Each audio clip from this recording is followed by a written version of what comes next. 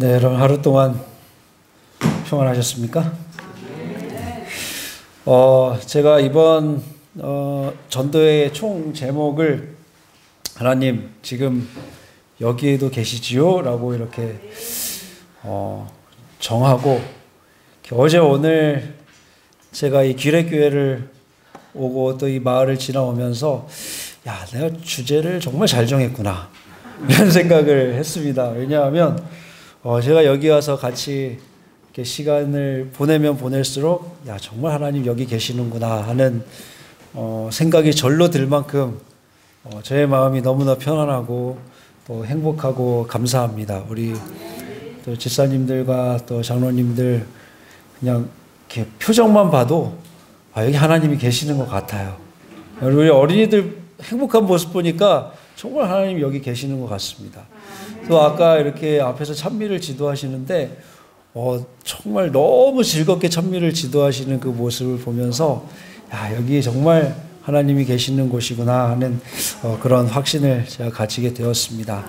아마 여러분들이 만나는 모든 이들에게 여러분들이 계신 곳이 또 여러분들이 만나는 모든 그 사람들이 여러분을 만날 때 하나님이 이곳에 계시는구나 하는 것을 또 느낄 수 있으리라고 생각을 합니다. 그리고 또 하나님께서 그렇게 될 수 있도록 또 우리 우리 기획교회 성도님들 한 분 한 분에게 그런 은혜를 주시기를 바라고, 또 이곳에 혹시 또 오늘 처음 발걸음을 하셨거나 혹은 또 아직 하나님을 깊이 알지 못하시는 분들도 또 하나님께서 늘 내 곁에 계시고 지금도 항상 나와 함께 계셔서 나를 인도하고 계심을 잊지 않으시는 그런 행복한 삶을 모두가 살아가시면 좋겠습니다. 오늘 제목은 어제는 아름다운 세계였는데 오늘은 갑자기 억울한 세상으로 바뀌었습니다. 좀 이상하죠? 우리는 어제 저녁 시간에 하나님께서 우리를 위하여 모든 것들을 풍성하게 만드셨으며 또 지금도 그 모든 것들을 저 넓은 우주도 또 아주 작은 원자 하나도 여전히 하나님께서 그 능력으로 붙들고 계시고 또 주관하고 계심을 우리가 확인하였습니다. 그리고 그 하나님께서 오늘 우리들의 삶도 풍성하게 채우시기를 원하신다는 것을 우리가 함께 확인하였습니다. 그런데 하나님께서 이렇게 우리에게 선물로 주신 아름다운 세계가 있음에도 불구하고 이 세상을 살아가는 우리의 삶이 항상 행복하지만은 않은 것 같습니다. 왜냐하면 하나님께서 만드신 이 완벽하고 아름다운 세계에 죄라고 하는 침입자가 들어와서 우리의 삶을 굉장히 어렵게 만들어 버렸습니다. 온갖 재난과 또 사고와 질병들이 우리 주변에서 계속해서 이루어지고 있습니다. 또 우리 모두가 코로나라고 하는 이 바이러스 때문에 몸살을 앓고 있습니다. 또 많은 재난들이 나에게 직접 닥치지는 않았지만 연일 또 우리 주변에서 많은 사람들이 그러한 재난과 사고로 행복하지 못한 삶을 살아가고 있는 것을 보게 됩니다. 하나님께서 아름답게 만드신 이 세상이 많이 망가져서 때로 우리들에게 큰 고통을 안기기도 하는 것입니다. 그런데 이것이 단순히 망가져서 어떤 나쁜 사람에게만 혹은 잘못을 많이 한 사람에게만 그 죄의 영향이 있는 것이 아니라 죄는 이 사람이나 저 사람이나 상관없이 또 시도 때도 없이 우리 중에 누구나 희생양으로 삼을 수 있다는 것이 아주 큰 문제인 것입니다. 그래서 이 죄로 망쳐진 이 세상은 우리의 인생을 억울하게 할 때가 참 많이 있습니다. 이 사진은 저희 과학관이 이제 복량읍에 속해 있는데 이번 여름에 비가 많이 와가지고 우리 윗동네는 괜찮았지만 이제 그 읍 소재지 바로 밑에 있는 마을은 아주 물바다가 되었습니다. 그래서 몇 달 동안 제천시에서 시간이 되는 사람들은 다 그곳에 가서 그 복구를 위해서 함께 구슬땀을 흘렸습니다.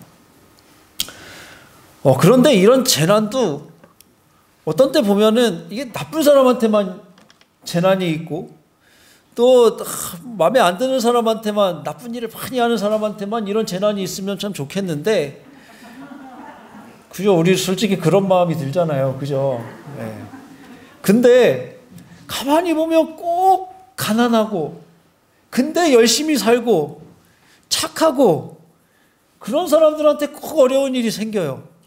예, 사고 나서 이렇게 돌아가시는 분들도 보면은 꼭 막 젊은 아가, 아주 어린 아가가 있는 막 가장이거나 그런 사람들이 음주운전 사고로 인해서 이렇게 돌아가시고, 이런 모습들을 우리가 보는 것입니다. 사람들은 그러한 모습들을 보면서 뭐라고 우리들한테 얘기합니까? 그렇죠. 하나님이 계시다면 저렇게 선하게 사는 사람이 왜 그런 어려움을 당해야 돼? 라는 질문을 우리들에게 대놓고 합니다.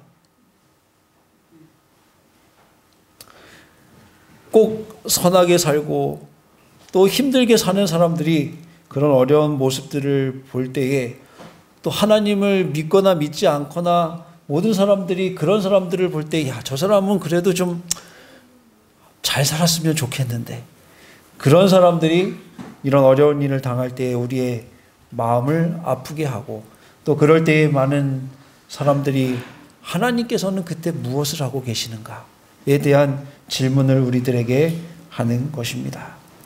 그러나 이 모든 것은 사실은 죄가 다 망쳐놓은 것입니다.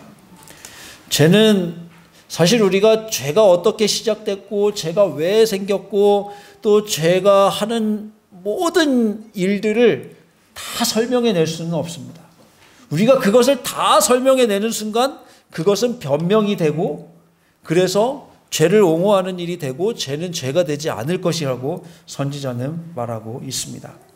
그래서 하나님께서 이 세상을 만드시고 창조하시고 또 우리를 위해서 예수님을 보내시고 돌아가시고 십자가에 달려 돌아가시는 그 모든 일도 우리가 이해할 수 없는 오묘 중에 하나이지만, 또 하나의 반대의 오묘가 있는데 그것이 죄라고 하는 것입니다. 죄는 오묘한 것이며 우리가 설명할 수 없는 것이라고 각 시대의 대쟁투에서 설명하고 있습니다. 하나님께서 그렇게 아름답게 만드셔서 우리에게 주신 세상이지만 지금 이 땅에는 수고와 고통이 가득합니다. 그런데 이러한 수고와 고통은 사람들만 겪는 것이 아닙니다. 사실 사람들이 죄를 지음으로 인해서 짐승들도 동물들도 살기가 어려워졌습니다. 그래서 그들도 원래 잡아먹힐 걱정을 안 해도 되지만 잡아먹혀야 되고, 그죠? 그들도 인간만 열심히 일해야 먹고 사는 게 아니라 동물들도 열심히 일해야지 먹고 사는 것입니다. 목숨을 걸고 뛰어야지 뭔가를 하나 잡아서 먹고 살 수가 있게 된 것입니다. 하나님께서 처음에 이 세상을 만드셨을 때에는 짐승들도 그렇게 죽기 살기로 다니지 않아도 다 먹고 살 수가 있었습니다. 제가 이제 봄이 되면은 새를 많이 관찰을 합니다. 한번 소리를 좀 나오게 해주시면 좋겠는데요. 딱새라고 하는 새는 우리 주변에 둥지를 잘 틀어요. 그래서 이제 제가 얘네들을 이렇게 좀 관찰을 할 때가 많이 있습니다. 이제 한 4년째 관찰을 하니까 이제 여기 문을 살짝 열어놓으면 여기다 집을 짓겠구나, 이제 이런 감이 와요. 그래서 이제 얘네들 같은 경우에는 제가 저희 카라반에다가 거기 물건을 넣는 곳이 있었는데 거기에다가 살짝 열고 틈을 요만큼 만들어 놨더니 제 예상대로 거기에다가 집을 지었습니다. 그리고 거기에 6개의 알을 낳아가지고 알을 다 깠어요. 그래서 이제 계속 이제 물어다가 먹이는 것입니다. 물어다 먹이는데, 이 핸드폰을 찍어서 좀 화면이 작긴 한데요. 열심히 물어다 먹여요. 먹은 다음에 뭐 하죠? 먹은 다음에 이렇게 싸기도 하고. 얘네는 하나님께서 정말 신기하게 만드신 게요. 똥도 그냥 싸지 않습니다. 똥 쌀 때도 알을 낳는 것처럼 우리 왜 계란 껍질을 까면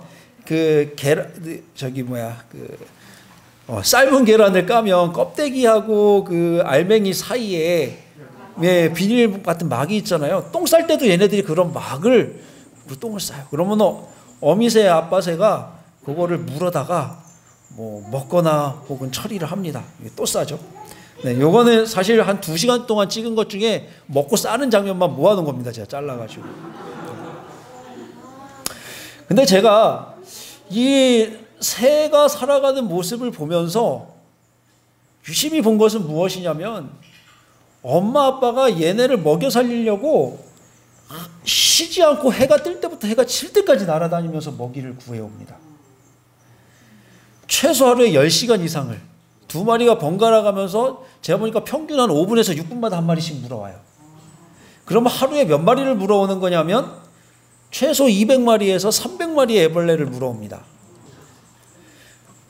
처음에는 제가 이제 이 새가 이렇게 아가부터 이렇게 알에서 까고 자라가는 모습이 신기해가지고 이거를 살펴봤는데 한참 제가 이거를 관찰을 하고 강의를 하고 그러다 보니까 한 가지 궁금한 게 생겼어요. 여러분들은 궁금한 게 안 생기시나요? 네.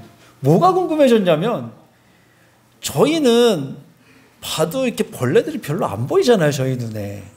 근데 얘네들은 하루에 이 한 가족 기르는데 300마리씩 물어오면 우리 과학관 주변에 새집이 하나만 있는 것도 아니고 봄이 되면 수백 개의 둥지가 있는데 그러면 최소한 하루에 애벌레가 수만 마리씩 잡혀 먹는다는 얘기가 되는 거예요. 제가 뭐가 궁금했냐면 야, 얘네들은 도대체 다 어디에 살까? 어떻게 얘네들은 이렇게 많을까? 이렇게 많이 잡아오는데 어떻게 금방 먹이가 안 떨어지고 계속 먹고 살 수가 있는 것일까? 이게 궁금해졌어요. 그래가지고 이제 그게 궁금해져가지고 이제 무엇을 관찰하기 시작했냐면 곤충을 배우기 시작을 했습니다. 우리 저희 지구에는요 생태계의 동물들이 약 70만여 종이 있다고 합니다. 식물들 빼고 동물들만. 네. 170만여 종이 있는데, 그 중에 이제 이렇게 큰 동물들 빼면 한 100만여 종 되는데요. 그 중에 포유류는 몇 종류가 되냐면 4,000종류 정도가 된답니다. 그리고, 조류는 우리나라에는 한 360종류 정도가 있는데, 조류 되게 많아요. 8,650종이 있답니다. 우리 아는 새 저도 한 100종류 정도밖에 안 되는데 8,650종류의 새가 전 세계에 존재하고 있답니다. 굉장히 많죠. 파충류는 한 6,000종류 된다고 해요. 그리고 어류가 물에 사는 애들이 꽤 많습니다. 29,000여 종이 됩니다. 자, 그러면 100만여 종 중에 얘네들 다 빼면은 몇만 종이 얼마큼 남죠? 예, 지금 얼마 되지 않아요. 그죠? 100만 종에서 얘네 빼보니까 얼마 남지가, 굉장히 아직도 많이 남아요. 자, 곤충이 80만 종에서 85만여 종이 된다고 합니다. 굉장히 많죠. 제가 이거를 딱 찾아보고, 그래서 새들의 밥이 안 떨어지는구나. 이거를 제가 확인하게 됐습니다. 그러면서 이제 저희가 이제 저희 식구들이 2년 동안 이제 곤충학교를 다니고 있습니다. 우리나라에서 이제 곤충이고 동물이고 굉장히 잘 아는 한 선생님이 계셔요. 뭐 이제 여러분들이 계시지만 그 중에 한 분인데 이분이 이제 KBS 나오는 다큐멘터리도 찍고 이렇게 하시는 분인데 이제 그분과 이제 한 달에 한 번씩 만나가지고 여러 곤충 계절에 보이는 곤충을 이제 절기마다 관찰을 하는 것입니다. 이제 그렇게 관찰을 하는데 그 중에서 나비를 한 4종류 사진을 제가 좀 영상으로 좀 이렇게 만들어 보았습니다. 또 소리가 좀 나오게. 얘는 긴꼬리 제비나비 알이고요. 주로 산초나무 운양가에다가 알을 낳고요. 알에서 간 나온 모습이에요.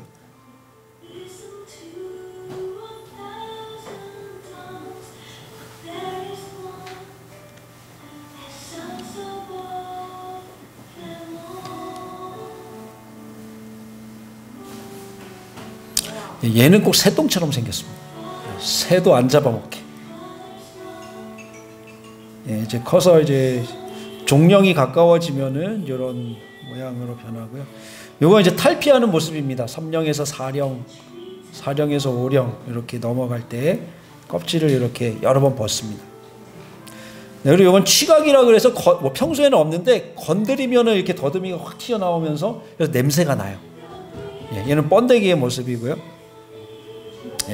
성충이 되면 이런 긴꼬리 제비나비가 나옵니다. 자, 이번에 벚나무 까마귀 부잣나비라고 하는 애벌레인데요. 이렇게 생겼고, 살구나무, 벚나무 이런 데에 알을 낳습니다.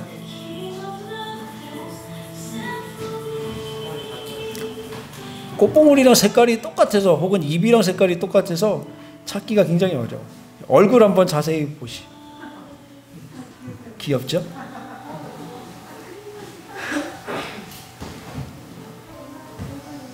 이것도 애벌레, 이제 크면 애벌레가 이렇게 또 얘도 새똥처럼 변해요.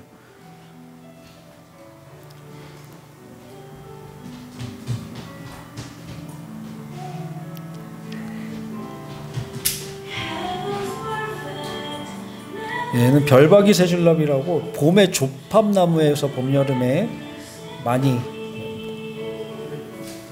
번데기로 변한 모습이고요. 이건 저희 집 앞에서 길러서 우화를 시킨 별박이 새줄나비의 모습. 이는 수노랑나비, 풍계나무에 5종류의 애벌레들이 살거든요. 나비 애벌레들이. 지금 이제 번데기에서 나오기 직전의 모습이고요. 얘도 번데기에서 나오면 이렇게 예쁜 이제 나비로 이렇게 변하게 됩니다.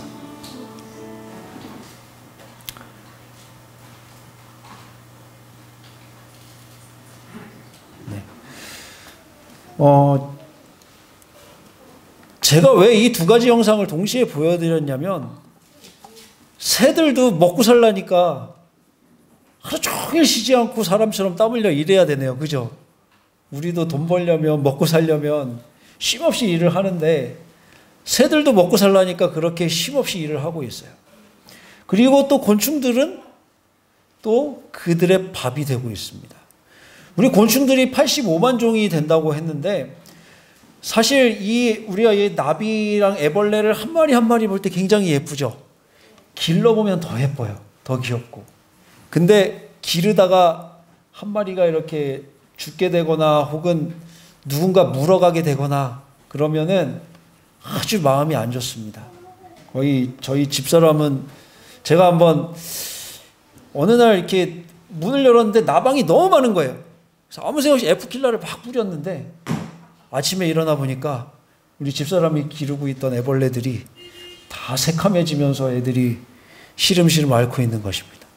제가 뿌린 F킬러가 그 애벌레에 맞은 거죠. 그래서 그 후로 한 3일 동안 제가 저희 집사람한테 말도 못 붙이고 조용히 피해서 다녔습니다. 이 벌레 한 마리도 이렇게 한 마리씩 보면 귀엽고 예쁘긴 한데, 여러분, 이 애벌레, 이 나비가 한 마리 되기 위해서는 얘네들이 겨울을 나뭇잎 밑에서 얼어 죽지 않고 나야 됩니다. 그런 다음에 또 새들한테도 잡아먹히지 않고 얘네들이 나비가 돼야 되는데, 그 나비가 되는 그 시간이 굉장히 길어요. 많은 과정을 거쳐야 돼요. 그죠? 그런데 이 애벌레들이 성충이 되는 애벌레가 몇 마리나 될까요? 보통 알을 한번 낳을 때 나비들이 200개에서 300개 정도 평균적으로 낳는데, 뭐 100개 낳는 나비들도 있지만 한 100개에서 300개 정도 사이로 낳는데, 그 중에 성충이 되어서 나비가 돼서 예쁘게 날아다닐 수 있는 건 몇 마리나 될까요? 한 10%도 안 되는 것 같아요. 그러면 사실 나머지는 태어날 때부터 뭐 하기 위해서 태어나요? 제가 가만히 보니까 얘네들은 태어날 때부터 그냥 먹이로 태어나는 것 같아요. 이렇게 억울한 인생이 어디 있습니까? 우리가 죄를 안 지었으면 이렇게 억울한 일을 애벌레들도 당하지 않아도 될 텐데. 그런 생각 한 번도 안 해보셨죠? 저 이상한 생각을 많이 합니다, 사실. 다학간에서. 자, 우리 사진에 두 마리의 새가 있습니다. 아마 여러분 이 사진들을 많이 보셨을 거예요. 누가 엄마고 누가 애기예요? 네, 조그만 애가 엄마고 큰 애가 아가예요. 아, 모르시는군요. 네, 저는 처음에 이거 보면 큰 새가 작은 벌레를 물고 있는 작은 새까지 한꺼번에 맛있게 먹으려고 하는 것처럼 보이지만, 혹은 입을 청소해 주는 것처럼도 보이죠. 네, 사실 이 큰 애는 뻐꾸기고요. 네, 작은 애는 누구죠? 그렇죠. 작은 애는 뱁새입니다. 붉은 머리 오목눈이. 이 뻐꾸기는 여름철 새예요. 우리나라에 좀 늦게 옵니다. 늦게 오다 보니까는 집을 지을 만한 시간적 여유가 생각보다 이렇게 충분하지 않은 것 같아요. 그리고 좋은 자리는 이미 딴 애들이 다 차지한 것 같아요. 그래서 얘가 육아를 하기 굉장히 어렵기 때문에, 그리고 가만히 보면 어렸을 때 애벌레나 조그만 벌레들 먹고 살아야 되는데 등치가 엄청 커가지고 어미새가 2등치로 벌레 잡으러 다니기도 쉽지 않을 것 같다는 생각도 들긴 해요. 물론 이제 다른 애들도 그렇게 먹이지만, 근데 어쨌든 얘는 자기 스스로 자식을 기르기에 굉장히 안 좋은 조건들을 가지고 있는 것 같아요. 그래서 이 뻐꾸기들이 쓰는 방법이 뭐냐면, 자기보다 작은 새의 집에다가 몰래 알을 낳는 거죠. 탕란이라고 해서. 근데 몰래 알을 낳는 것도 괘씸한데, 알을 낳으면 그 둥지에서 자라면서 사이좋게 그래도 지내면 봐줄만 한데, 얘가 어떻게 합니까? 얘가 알에서 부화하면 얘 뻐꾸기는 등이 평평해요. 등이 평평하면 뭘 잘할 수 있냐면 밀어내는 걸 잘할 수가 있습니다. 그래서 얘는 부화하는 동시에 본능적으로 그 둥지에 있는 모든 것을 다 밀어냅니다. 그래서 부화를 했든지 안 했든지. 그래서 원래 뱁새의 아가들은 다 사라지고 혼자 살아가는 거예요. 네? 네, 아주 못됐다고 우리가 볼 수 있어요. 잔인하다고 보여질 수도 있고, 그죠? 그래서 이것을 이제 하나님을 믿지 않는 사람들은 이제 다른 사람들은 이걸 뭐라고 설명을 하냐면, 새들은 어쨌든 자기의 새끼가 크면 클수록 좋아한대요. 네, 그래서 자기의 새끼가 잘 자라고 있구나 생각을 하고 열심히 물어다 먹인다고 합니다. 근데 또 어떤 사람들은 또 이 한번 탕란을 당한 이 뱁새를 계속해서 관찰을 해봤더니, 이 뱁새가 그 다음에 번식을 할 때에는 평소에 둥지를 짓지 않는 아주 구석진 이상한 곳에다가 둥지를 짓는 것을 발견을 했어요. 그리고 알의 색깔도 변하는 것을 발견하게 됐습니다. 근데 그 다음에는 뻐꾸기가 탕란을 할 때도 또 그 색깔을 맞춰서 탕란을 한대요. 참 얘네 대단한 애들이에요. 네. 근데 어쨌든 뱁새가 다른 데다가 그렇게 둥지를 구석진 데다가 짓고 알 색깔이 바뀌는 걸 보면, 이 뱁새가 처음에는 자기의 자식이 아니라는 거를 알았을 것 같은데, 몰랐을지도 모르지만 얘가 한참 기르다 보니까 잘못된 거를 알았을 것 같아요. 제가 보기에는. 그래서 굉장히 힘들었던 것 같아요. 그러니까 그 일을 다시 당하지 않기 위해서 둥지를 다른 곳에다가, 특이한 곳에다가 짓는 것입니다. 그러나 그럼에도 불구하고 얘가 탕란을 자기 자식이 아닌 것을 알면서도 어쨌든 끝까지 먹여 살려 주는 모습을 보게 되는 거죠. 사람들은 처음에 이런 모습을 보고, 야, 얘는 참 새들은 머리가 나쁘다고 생각을 했어요. 어떻게 이렇게 다른데 자기 자식인지 아닌지도 모르냐. 근데 계속 연구를 해보니까 자기 자식이 아닌 것을 아는 것 같기도 한 것입니다. 자기 자식이 아닌 것을 안 다음에도 계속해서 먹여 살려주는 것을 볼 수가 있습니다. 저는 이 모습을 보면서 한 가지 아주 중요한 사실을 생각해 보게 되었는데, 이러한 이 뻐꾸기와 뱁새가 살아가는 이러한 모습은 사실 진화론을 가지고는 다 설명할 수가 없습니다. 왜냐하면 일단 우리가 하나님을 믿지 않는 사람들이 이 세계를 이해하는 방식은 강한 자들은 살아남고, 그죠? 약한 자들은 도태되는 것입니다. 점점 사라져서 멸종이 되는 거예요. 그러면은 뱁새 입장에서 볼 때는 얘를 먹여 살려줘야 자기네들이 살기가 좋습니까? 안 먹여 살려줘야지 살기가 좋습니까? 그렇죠. 안 먹여줘야지 살기가 더 좋은 거예요. 아니면은 정말 진짜 누구의 말대로 정말 머리가 나빠서 다 길러가지고 다 자란 때까지도 자기의 자식이 아닌지 모르지 않는 이상은 안 먹여줘야지 정상인 것입니다.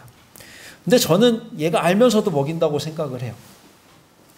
그러면서 제가 확인하는 사실은 무엇이냐면, 이 작은 애들이 왜 그런지도 모르면서 이 일을 하면서 살아가도록, 그렇게 본능적으로 이 일을 하도록 그들이 그렇게 만들어져 있고 그렇게 살아가고 있는데, 그러한 본능은 사실 이것은 원수도 사랑하는 본능이잖아요. 그죠? 하나님 없이 이 세상을 설명하는 것은 원수를 사랑하는 것은 아닙니다. 원수는 없어져야 내가 살기 편한 거예요. 그죠? 근데 원수도 사랑하는 본능을 이 작은 미물들이 가지고 있는 것은 그 본능을 누가 주셨기 때문에, 그 본능도 하나님께서 주셨기 때문에 가능하다고 저는 믿습니다. 가만히 보면 새들도 사람들 때문에 너무너무 열심히 다녀야지만 먹고 살 수 있어서 굉장히 고단한 삶을 삽니다. 애벌레들은 태어날 때부터 내가 성충이 될 확률보다 잡아먹힐 확률이 더 높은 그런 억울한 삶을 애벌레들도 살아가고 있습니다. 이 뱁새와 뻐꾸기를 보면 얘네도 서로 억울한 삶을 살아가고 있어요. 뱁새는 자기의 자식들이 죽기 때문에 억울하고, 뻐꾸기는 자기 혼자는 살아갈 수 없는데 누군가에게는 신세를 져야지만 살아가는 그 억울한 신세인 것입니다. 작은 생명들도 우리처럼 힘겨운 삶을 매일매일 살아가고 있는 것입니다.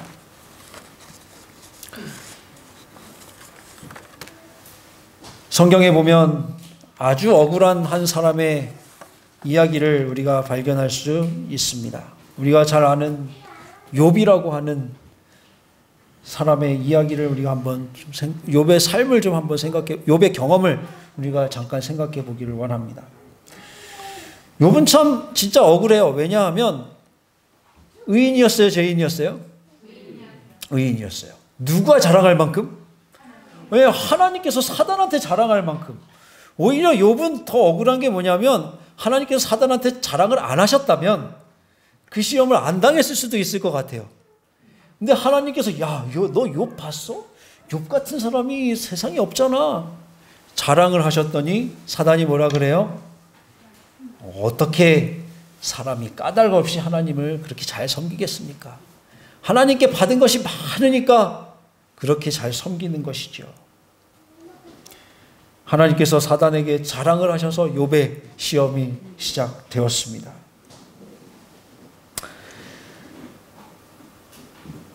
감사할 이유가, 또 하나님을 섬길 만한 이유가 없어지면, 그러면 더 이상 하나님을 섬기지 않을 것이라고 사단은 확신하였습니다.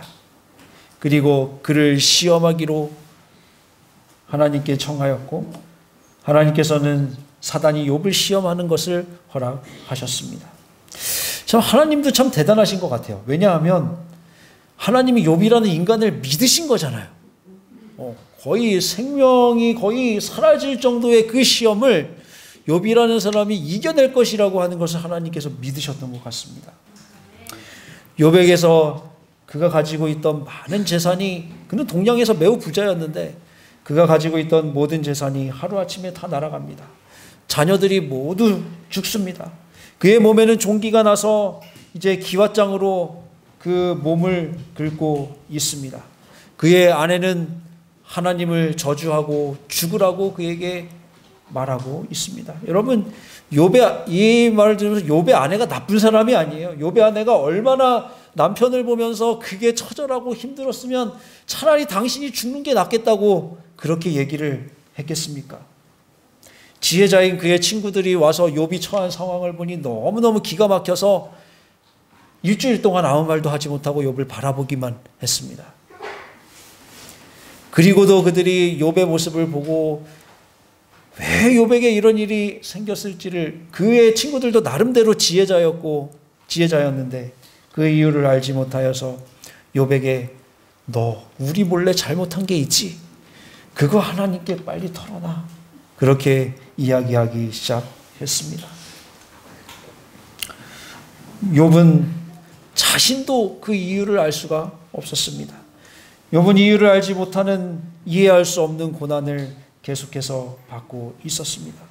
그러나 이 모든 일에도 그는 하나님을 원망하거나 저주하여 하나님을 입술로 범죄하지 않았습니다. 여러분, 우리가 살아가면서 겪는 많은 일들이 어떤 때는 이유를 아는 것들이 있지만 어떤 때는 이유를 알지 못하는 것이 있습니다. 선하게 사는 사람이, 누가 봐도 법 없이도 살만한 사람이 하루아침에 수해로 집을 잃는 것을 보면서 우리가 왜 저 사람에게 이 일이 일어났는지 그 이유를 어떻게 설명해 줄 수 있겠습니까? 우리는 조금만 힘들면 너무도 쉽게 하늘을 원망하지만, 그러나 욥은 그 큰 고난에도 불구하고 끝까지 하나님을 원망하지 않았습니다. 결국 욥은 이 시험을 끝까지 견디고 배의 축복을 받게 되었습니다. 욥이 얼마나 고통스러웠냐면, 차라리 내가 태어나지 않았더라면 하면서 자신의 태어난 나를 하소연하는 그 고통의 장면이 욥기 3장에 처음부터 끝까지 나오고 있습니다. 그가 그 고난을 이 시험을 끝까지 견디고 하나님으로부터 변화되는 복을 받았습니다. 자녀들이 다시 생겼고 재산은 2배가 되었습니다. 우리는 욥의 이야기를 읽으면서 욥이 시험을 끝까지 견뎌서 많은 축복을 받았구나, 우리도 끝까지 견뎌야겠구나, 이렇게 생각하고 끝날 때가 많이 있습니다.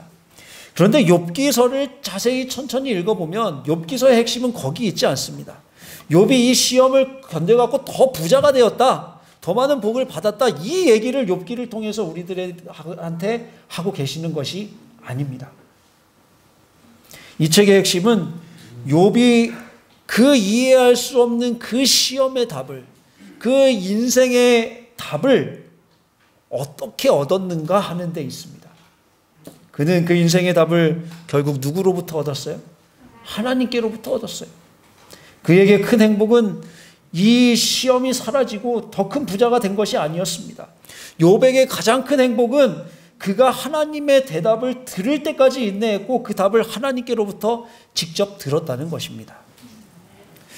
그런데 이제 이 마지막 그 서로 하나님과 대화하는 장면이 욥기 38장부터 나오잖아요.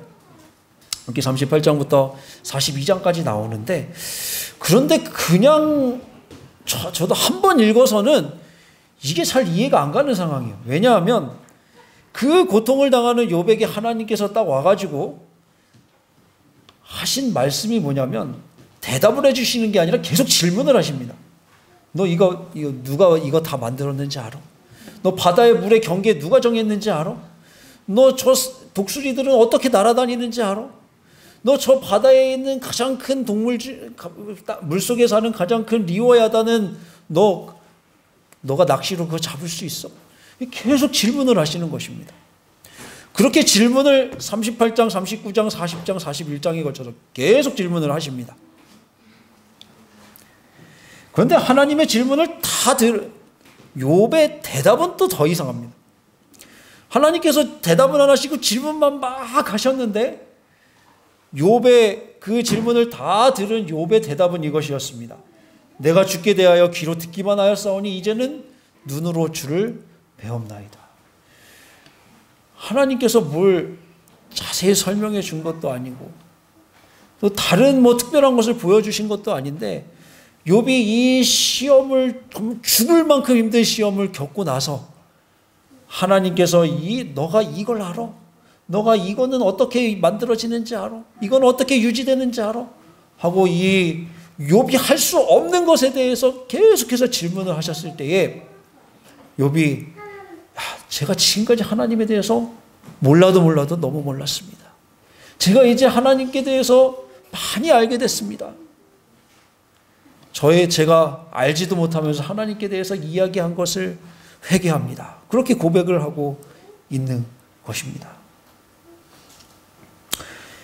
욥기서의 핵심은 하나님도 자랑할 만한 의인인 욥도 하나님에 대해서 다 알지 못하였다는 것입니다. 그리고 이 경험은 그가 하나님을 알고 하나님과 더 가까워지고 하나님을 배워가는 과정이 되었다는 것입니다. 때로 하나님께서 우리에게 억울한 일을 견디게 하시고 또 이해 못할 시험을 허락하시기도 합니다. 그 모든 과정은 우리로 하나님과 더 가까워지게 하시고 우리를 구원하시기 위한 과정임을 저와 여러분들이 기억하게 되시기를 바랍니다. 선하게 사는데도 왜 고난을 당할까? 내가 하나님 앞에 잘못한 게 하나도 없는데 도대체 이 일이 왜 나에게 당하게 되는 것일까? 욥은 하나님을 만났을 때 그 답을 얻게 되었습니다.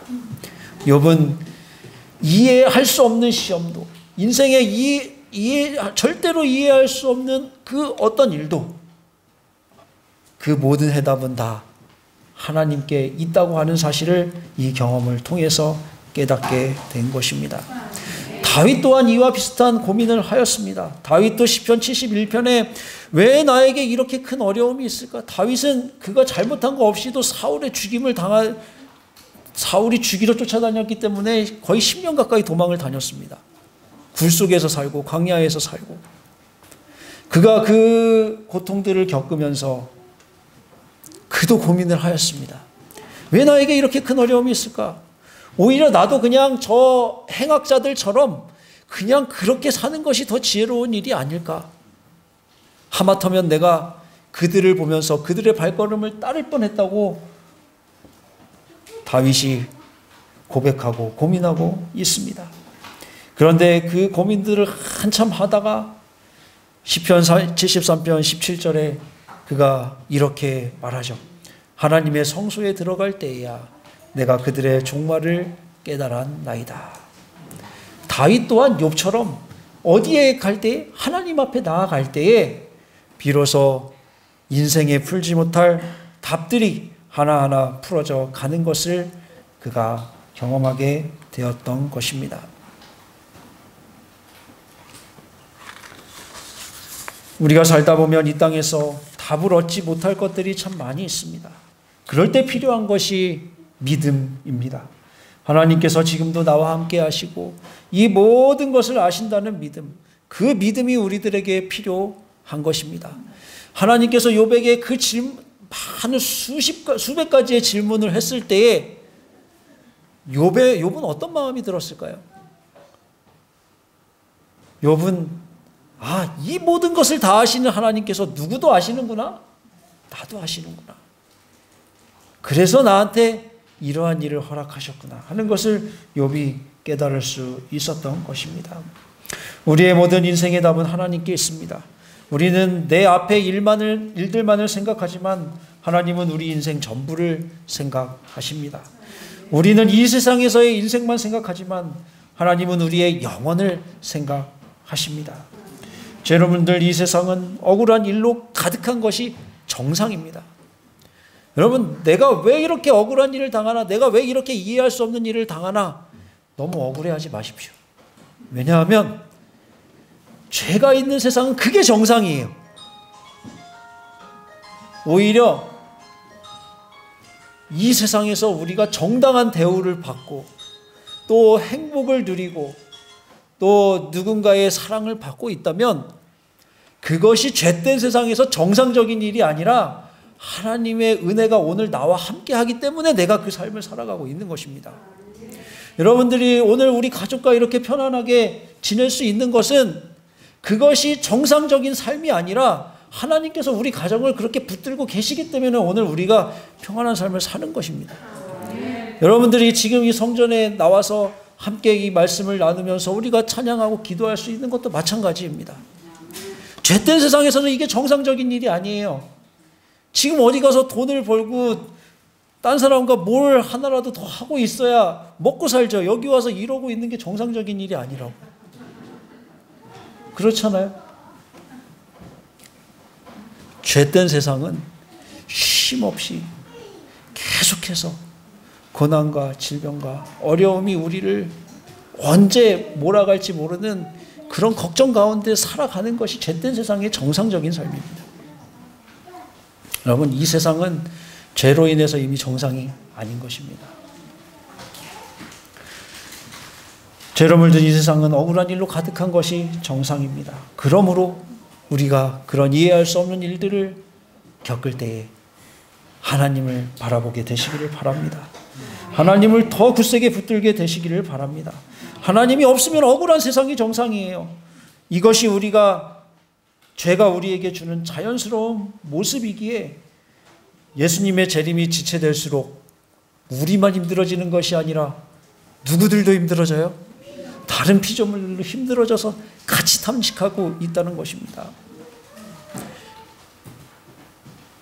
심지어 이 고난과 핍박이 심해질 때에 성소가 하나님께 도대체 언제까지 우리를 이대로 두시겠습니까? 하고 신원하는 그 장면이 요한계시록 6장에 기록되어 있지 않습니까?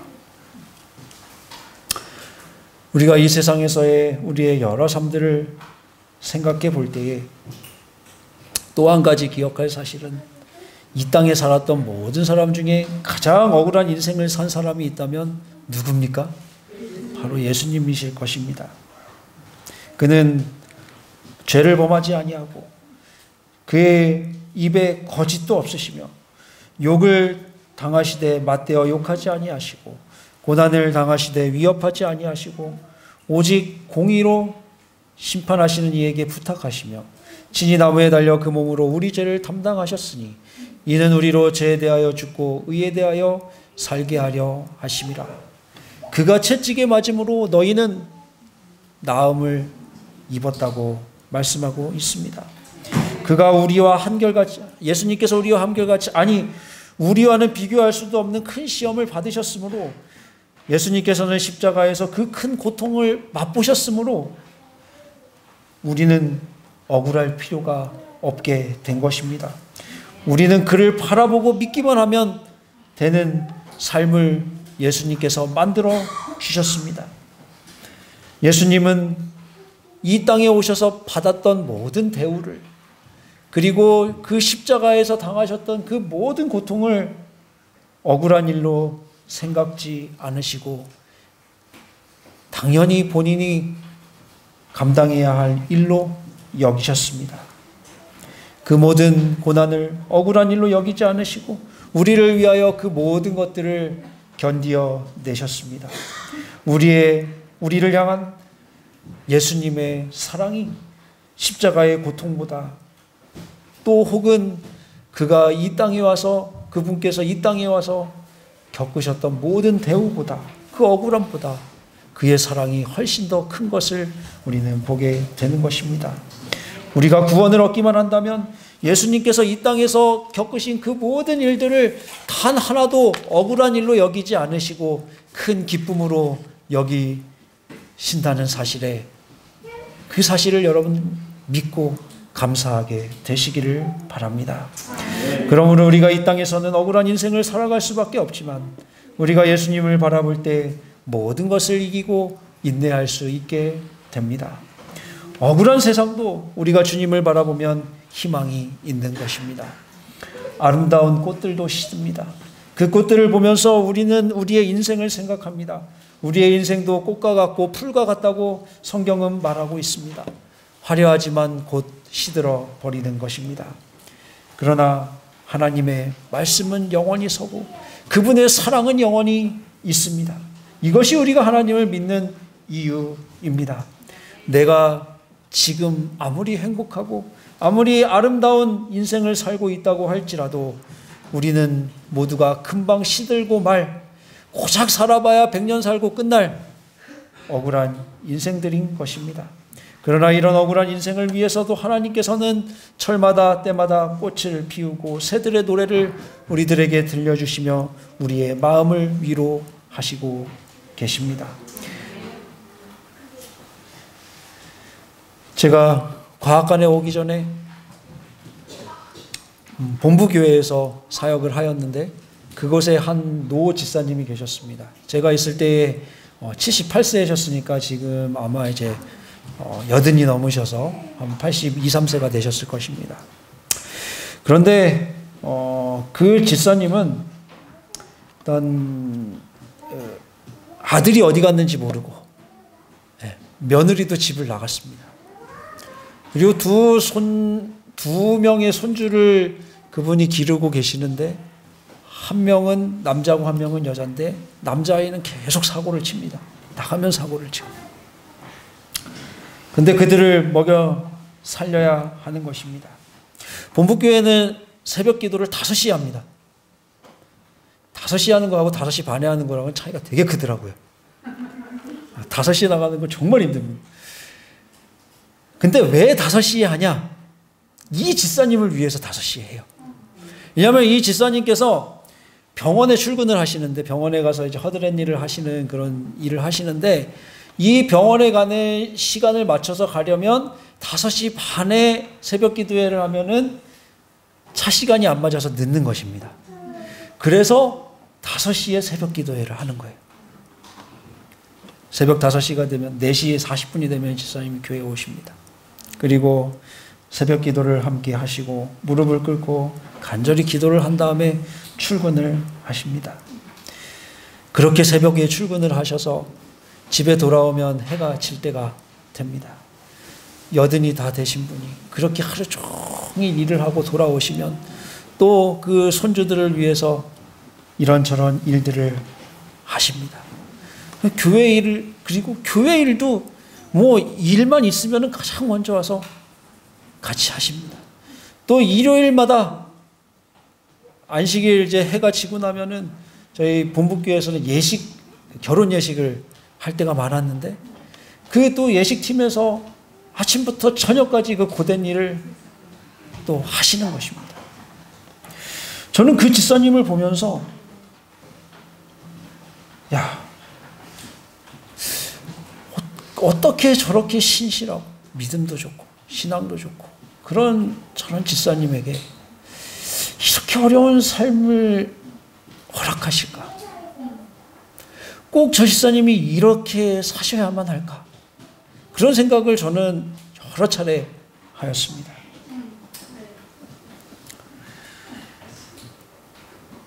그런데 그 집사님의 모습을 계속 보면서 제가 하나님께서 저의 마음에 주시는 하나님의 음성을 들을 수가 있었습니다.